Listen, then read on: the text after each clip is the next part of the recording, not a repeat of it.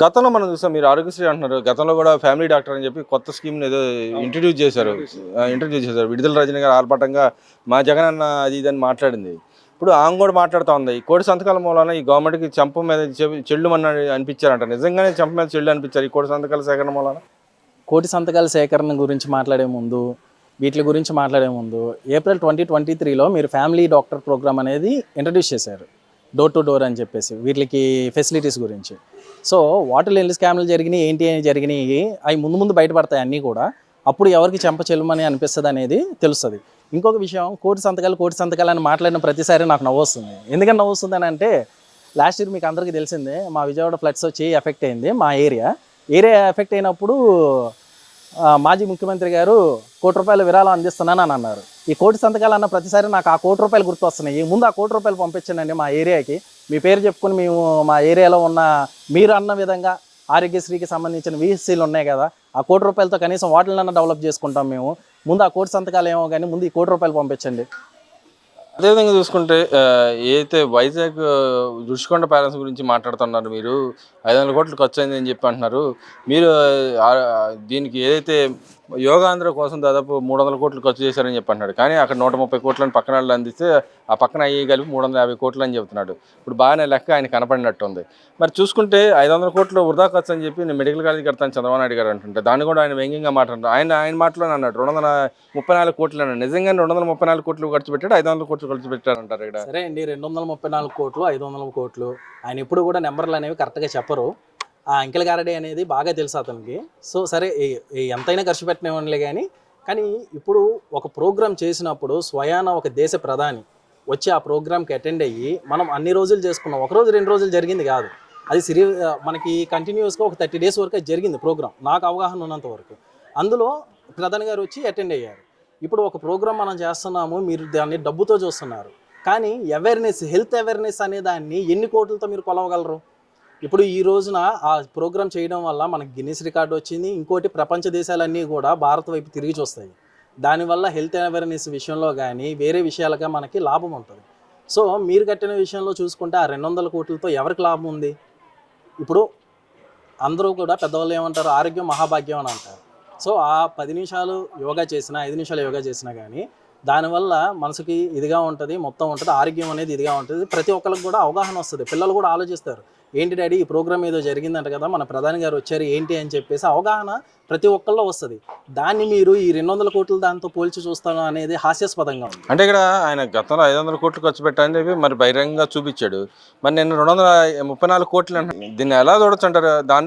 దాంతోపాటుగా మళ్ళీ ఇంకో మాట కూడా మాట్లాడుతున్నాను, అక్కడ కట్టించింది ఉపయోగపడుతుంది కదా, పుతుల్ని అంటాడు వచ్చి ఉండొచ్చు కదా, ఉండటానికి అవకాశం ఉంది, మీరు కట్టించిన దానికన్నా మీరు చేసిన దానికన్నా మేము చేసిన మేలు అన్నట్టు మాట. నిజంగానే పుతిన్ గారు వచ్చి అక్కడికి వచ్చి ఉంటారంటారా? ఇది ఇలాంటి మాటలు విన్నప్పుడు చాలా హాస్యాస్పదంగా అనిపిస్తుంది అండి. పుతిన్ గారు ఒక దేశ అధ్యక్షుడు, ఆయన అంత దేశ అధ్యక్షుడు వచ్చి మీ దగ్గర ఉంటారా? నిజంగా ఒక మాట మాట్లాడుకుంటే మీరు కట్టించిన బాగున్నా ఉంటారా? సరే, ఇన్ని మాట్లాడుకుంటున్నాం కదండి, లాస్ట్ గవర్నమెంట్లో ఎంతమంది దేశ అధ్యక్షుల్ని మీరు తీసుకురాగలిగారు, లేకపోతే మీరు కలవగలిగారు? మన రాష్ట్రానికి మీ వల్ల లాస్ట్ 5 సంవత్సరాల్లో జరిగిన ఉపయోగం ఏంటి? ఎంతసేపటికి కూడా మీరు ఇంత మాట్లాడే మీరు ఈ రోజున పిల్లల భవిష్యత్తు ఇవన్నీ మాట్లాడుతున్నారు కదా, మీరు పేదవాడి వైద్యం పిల్లల భవిష్యత్తు అని మీరు మాట్లాడుతున్నారు. మరి అదే పిల్లల దగ్గరికి వెళ్ళి మీరు చెప్పాల్సిన మాటలు ఏంటి?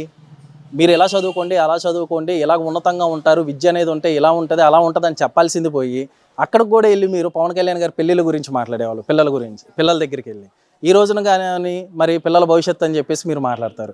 ఇక్కడే అర్థమవుతుందండి మీకు ఎంత అవగాహన ఉంది, మీరు ఎలా మాట్లాడతారు అనేసి చెప్పడానికి. చంద్రబాబు నాయుడు గారు నేను కలెక్టర్ల సమావేశంలో ఆయన మాట్లాడాడు, మన గ్రాఫ్ తగ్గుతుంది, కలెక్టర్లు మీరు చేయాల్సిన కొంత డిలే చేస్తున్నారు, ఇంకా పెంచుకోవాలని చెప్పి ఆయన చెప్తే దాన్ని కూడా విమర్శిస్తున్నాను. మీ తప్పులు పేర్ని నాని గారు అంటున్నారు, మీ తప్పులను పెట్టుకొని ఈ గవర్నమెంట్ ఫెయిల్ అయింది, ఉమ్మడి గవర్నమెంట్ ఫెయిల్ అయింది కాబట్టి మీ తప్పులు వీళ్ళ మీద రుద్దుతున్నారని చెప్పండి. నిజంగానే ఇప్పుడు ఒక కలెక్టర్లకి రాష్ట్ర ప్రతినిధిగా ఆయన చెప్పడం తప్పు అంటారా, లేకపోతే దీన్ని కూడా రాజకీయం చేయాలి కాబట్టి రాజకీయం చేస్తున్నారంట? వైసీపీ గవర్నమెంట్ కండి ప్రతిదీ కూడా రాజకీయమేనండి.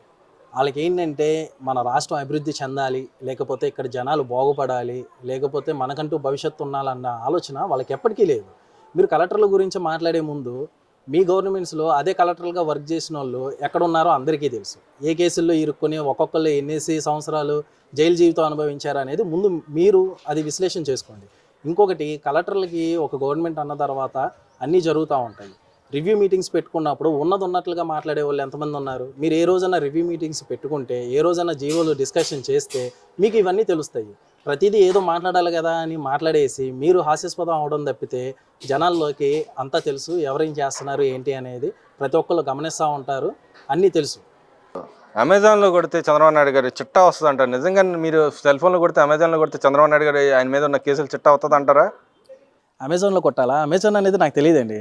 యాక్చువల్లీ అమెజాన్ ఏంటంటే అది ఒక కామర్స్ ఉంటుంది, క్లౌడ్ సర్వీసెస్ ప్రొవైడ్ చేస్తుంది, అన్నీ ప్రొవైడ్ చేస్తుంది. అమెజాన్కి ఏమి సెర్చ్ ఇంజిన్ అనేది లేదే. అమెజాన్లో టైప్ చేయాలి, బహుశా అదే వాళ్ళ ఉద్దేశం గూగుల్ క్రోమ్ అయ్యి ఉంటుంది లేండి. గూగుల్ క్రోమ్ వాళ్ళకి అవగాహన ఉంటుంది కదా, ఎప్పుడైనా కానీ గూగుల్లో కొట్టాలి, ఎవరి చిట్టా అయినా వస్తుందండి.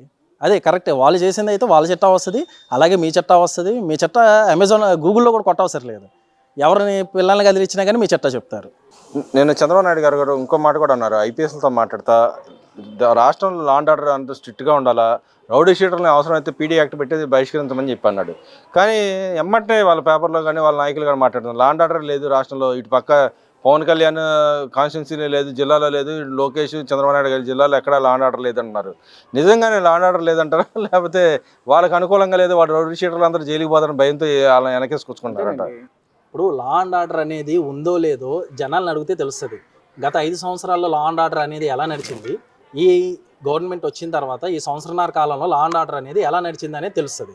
ఎందుకంటే వాళ్ళు ఎందుకని మాట్లాడతారంటేనండి, వాళ్ళ గవర్నమెంట్ నడిచేదే రౌడీల మీద, మాదక ద్రవ్యాల మీద, వాటిల మీద నడుస్తుంది కాబట్టి వాళ్ళకి భయం. ఈయన ఎక్కడ ఇవన్నీ ప్రక్షాళన చేసేస్తే రేపొద్దున మనం ఇవన్నీ చేసుకుని మనం చేసుకోలేము, మనం నిలబడలేము అని మాట్లాడతారు. లా అండ్ ఆర్డర్ లేదని అంటున్నారండి. తెనాలిలో ఒక ఇన్సిడెంట్ జరిగింది, మీ అందరికి గుర్తే ఉంటుంది. ఆ తెనాలిలో ఇన్సిడెంట్ జరిగినప్పుడు లా అండ్ ఆర్డర్ని పరిరక్షించే వాళ్ళేమో శిక్షించడానికి చూశారు, అన్నీ చేశారు. కానీ దాన్ని పరామర్శించి లా అండ్ ఆర్డర్ ఉన్నది లేనిది చేసింది ఎవరు? గంజాయి బ్యాచ్ని వెళ్ళి పరామర్శిస్తారా మీరు? జనాలకి హాని చేసే వాళ్ళని వెళ్ళి పరామర్శిస్తారా మీరు? ఇవన్నీ చేయడం వల్ల మరి లా అండ్ ఆర్డర్ గురించి మీరు మాట్లాడడం అనేది చాలా హాస్యాస్పదంగా ఉంటుంది. అది కొంచెం తెలుసుకుని మాట్లాడితే బాగుంటుంది. ఇంకొక మాట, అసలు ఈ గంజాయి అనేది విపరీతంగా పెరిగిపోయింది కూడా మీ గవర్నమెంట్లోనే. ఎక్కడ గత 5 సంవత్సరాల్లో ఎక్కడ దేశం మొత్తం మీద గంజాయి మాట ఎక్కడెత్తినా కానీ ఆంధ్రప్రదేశ్ వైపు వేలు చూపించేది. ఈ రోజున ఎక్కడికక్కడ కూడా మొత్తం చూసుకుంటా అన్నీ చేసుకుంటా ఎక్కడికక్కడ అందరినీ శిక్షించుకుంటూ వస్తున్నారు, ఇర్రెస్పెక్టివ్ ఆఫ్ పార్టీ.